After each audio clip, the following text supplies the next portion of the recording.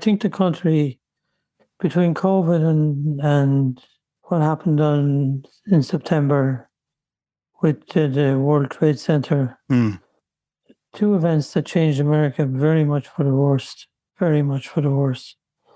And I often think of it because 9/11 certainly changed everything. I mean, we went off on these crazy wars, which we should never have been part of.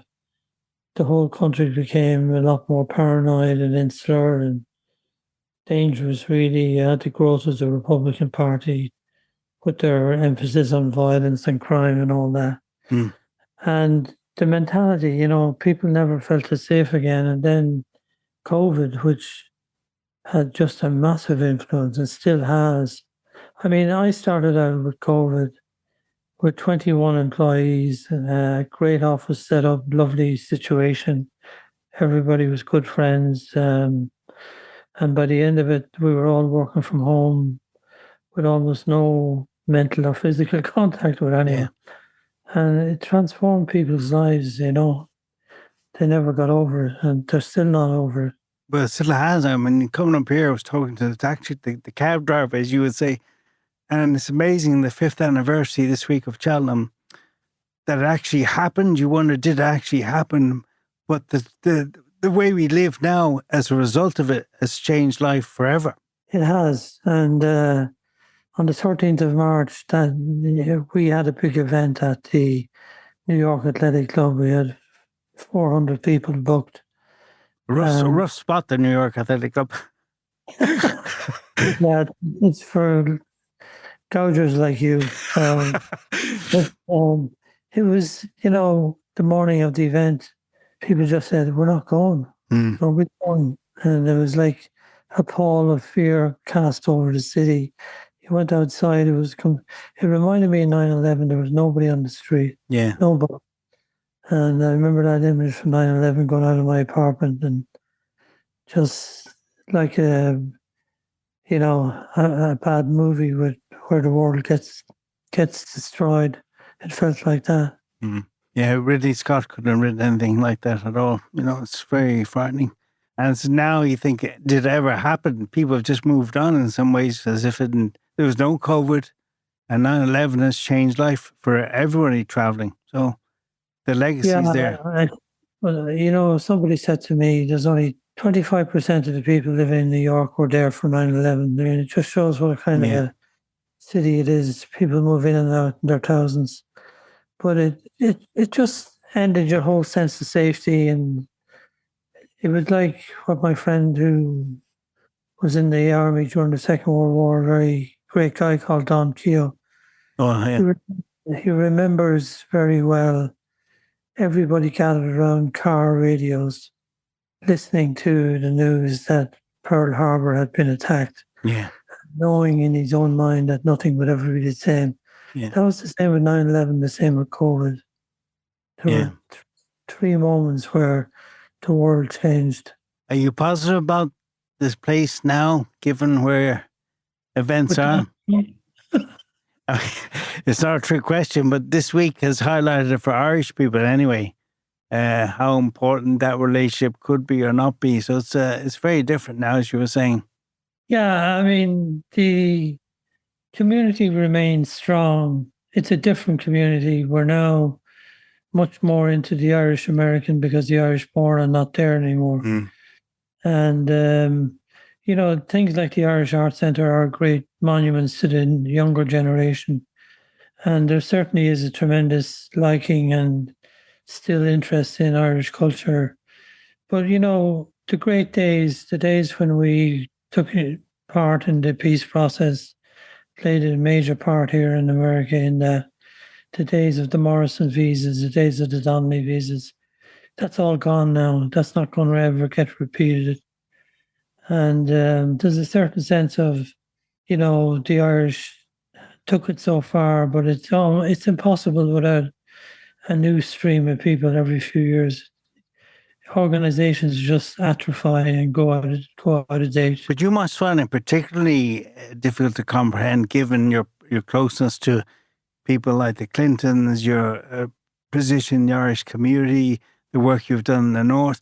I mean, it must be a very bizarre situation to see all that the plan in front of you just disappear in a new era where nothing really matters like that anymore. Well, thanks for cheering me up. No, but I look at it and say, because you and your brother's a politician, like go into politics with positive public good, and it must be depressing to see the world change before your very eyes so dramatically. Yeah, it is. I mean, when we became involved in the peace process and when we won the visa for Jerry Adams, and I knew that was the day that the whole thing was going to change forever. Irish America played a very powerful role there. But you could argue that, that was something that reached a successful conclusion. There was nowhere else to go with it. But with immigration, I feel very, very strongly that, and this is where I would probably surprise people. I think Trump will be good for immigration. I don't think in the short term he's going to be good for immigration, but I think there's going to be such a shortage of people and such a shortage of skill within the next 2 years that they're going to have to revisit the whole immigration issue and do the right thing, which is put together proper immigration reform. You think that will happen? I do think that will. I do, because it's inevitable, because they don't have enough people in the workforce. And I had a conversation yesterday with a guy who's relatively high up in the Republican Party, and he said, just keep an eye on it. They're already talking about merit visas given to people with higher educations, perhaps in other countries or whatever. But I think there's still a significant move to be made on immigration.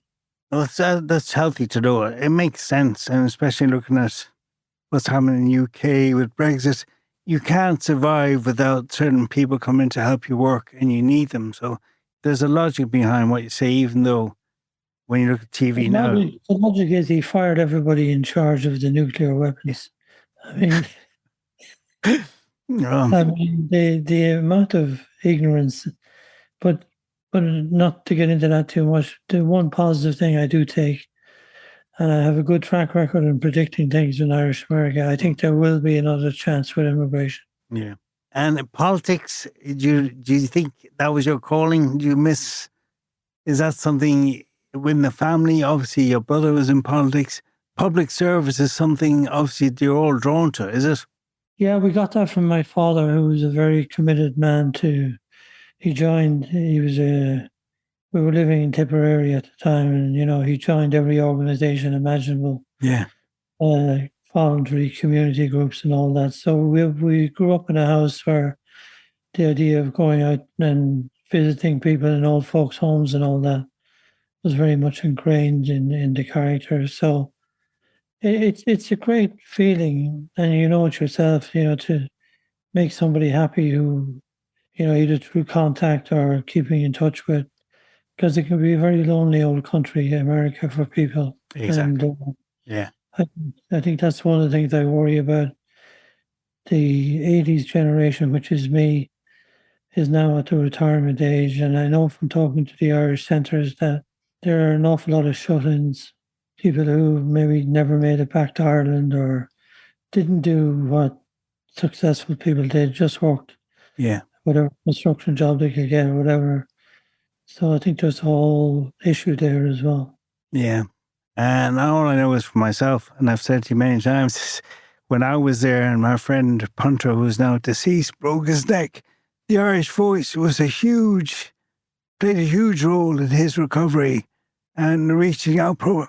And people forget how important that is, to people. Well, I mean, the lack of community papers, not just the Irish Voice, but in every small town in America, there was always a newspaper, and the newspaper was the guarantee against the kind of fascism and groupthink that Trump and these guys are pushing, where somebody would just show up at the local board planning meeting or some other civic forum and write a story about it and uncover something or make something work better.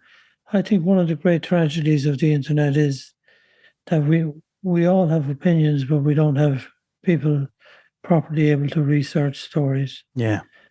And I think that that's come back to bite us so badly. I mean, when you